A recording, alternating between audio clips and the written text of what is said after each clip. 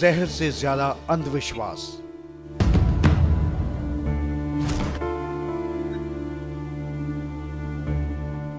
तंत्र मंत्र और मौत। शव को जिंदा करने की कोशिश।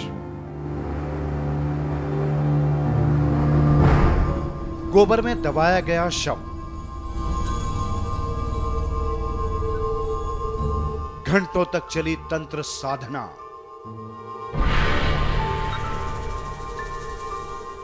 खूब हुई झाड़ फूंक।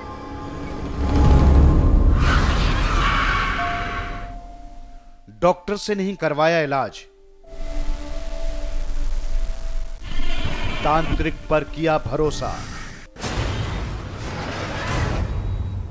देखिए, एक मौत हजार सवाल।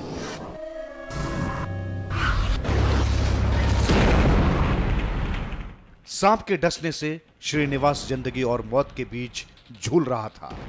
उसकी हालत नाजुक हो चुकी थी और आंखें बंद होने लगी थी, लेकिन लोगों ने उसका इलाज डॉक्टर से करवाने की बजाय तांत्रिक पर भरोसा जताया और फिर शुरू हो गया तंत्र मंत्र का सिलसिला।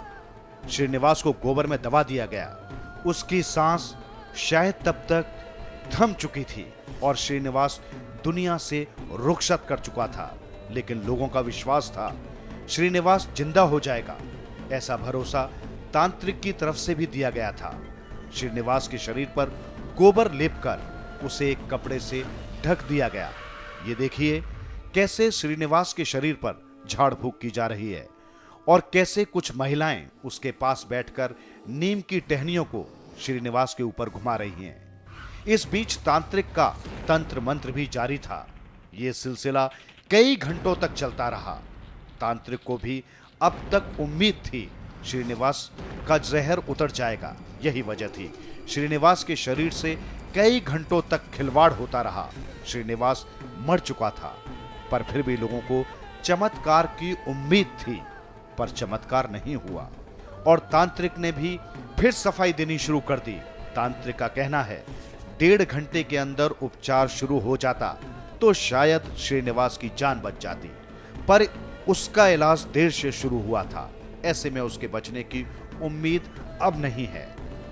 बापू धाम कॉलोनी में पेंटर का काम करने वाले श्रीनिवास को एक सांप ने रात डस लिया था, जिसकी की मौत हो गई है। लेकिन यहाँ पर इसके शव को रखा गया है और इस पर गेहूं का लेप करवाया गया है। जो तांत्रिक ये कर रहे हैं वो हमारे साथ मौजूद है, बातचीत करते हैं उनसे कि आखिर ये क्यों किया गया है। आज जबकि हाईटेक जमाना हो चुका है, फिर भी रूढ़िवादिता हावी हो रही है। क्या नाम है आपका? रोहन। रोहन, ये जो गेहूं ये जो लेप करवा कर रखा गया है, ये क्यों किया गया? ये सर ऐसा किया है कि नहीं, जैसे सांप के काटे हुए को नहीं, जैसे उसमें गोबर में जो दाब देते हैं उसमें कुछ सांस बढ़ सकती है, घर में भी बढ़ सकती है और इससे भी नहीं बढ़ेगी, फिर कहानी बस से बाहर है। जो है आपने मनोवैज्ञानिक तरीके से मानकर इसको लेप किया है या कोई तांत्रिक विद्या के? क्योंकि आप कहते हो कि तांत्रिक विद्या कोई थोड़ा बहुत अपनी विद्या से भी किया है, थोड़े बहुत अपने दवा भी जानते हैं। अब आपका दावा क्या है कि ये ठीक हो जाएगा? अब मेरे को उम्मीद नहीं करी जी आपके ठीक हो जाएगा, क्योंकि दवा वापसी आ रही है लौट के। अच्छा, हाँ जी। तो जिस सांप ने डसा था वो किस वैरायटी का है? वो सांप है जी, उसे कांगड़ा सांप बोलते हैं। उसका 1.5 घंटा में अगर इलाज हो सकता है तो हो सकता है, नहीं तो मुश्किल है, फिर तो उसके भगवान ही है। तो सांप अब जिंदा मर गया? मार दिया जी, रात ही मार दिया सांप। तो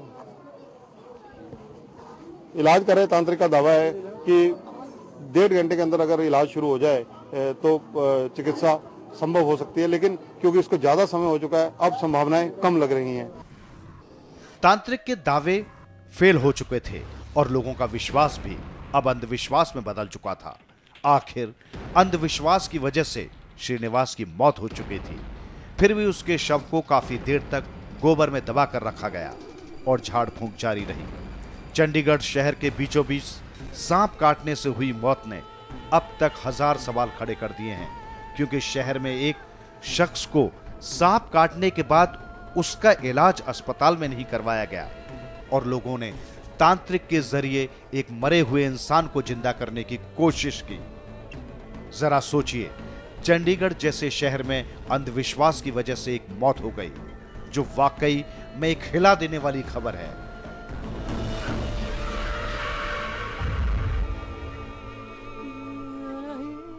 चंद्रशेखर धरनी, MH1 न्यूज, चंडीगढ़।